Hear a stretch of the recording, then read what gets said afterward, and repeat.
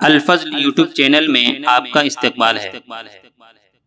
السلام علیکم ورحمۃ اللہ وبرکاتہ۔ میرے دینی و ایمانی بھائیوں، سورہ آل عمران آیت نمبر 146 پیش خدمت ہے۔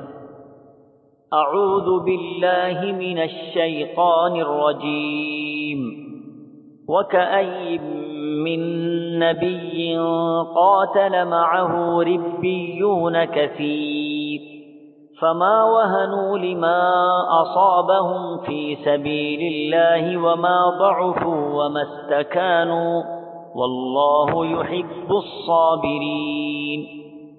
بہت سے نبیوں کے ہم رکاب ہو کر بہت سے اللہ والے جہاد کر چکے ہیں، انہیں بھی اللہ کی راہ میں تکلیفیں پہنچی، لیکن نہ تو انہوں نے ہمت ہاری، نہ سست رہے اور نہ دبے، اور اللہ تعالیٰ صبر کرنے والوں کو ہی چاہتا ہے۔ بزرگوں اور دوستوں، مسلسل پچھلی آیات سے آپ غزوہ احد کا پس منظر اور اس وقت کی صورتحال اور پیش آمدہ واقعات کو سماعت فرما رہے تھے۔ پھر ساتھ ساتھ مسلمانوں کی ہمت کو مضبوط کرنے اور ان شکستہ دلوں کو قوی بنانے کی باتیں بھی پیش کی جا رہی تھی۔ یہ آیت بھی اور اس کے بعد والی آیات میں بھی اسی طرح کی کچھ اور باتیں پیش کی جائیں گی۔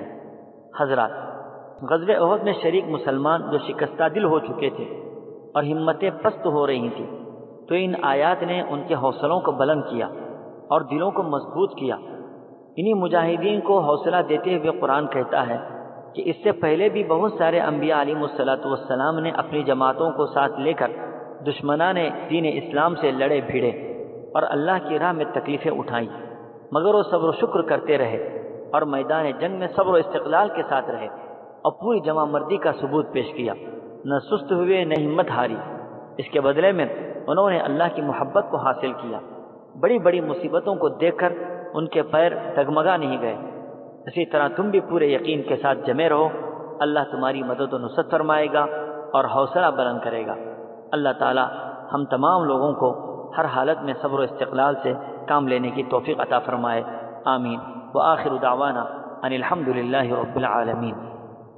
اس چینل کو سبسکرائب کریں اور اس کو زیادہ سے زیادہ شیئر کرنے کی کوشش کریں۔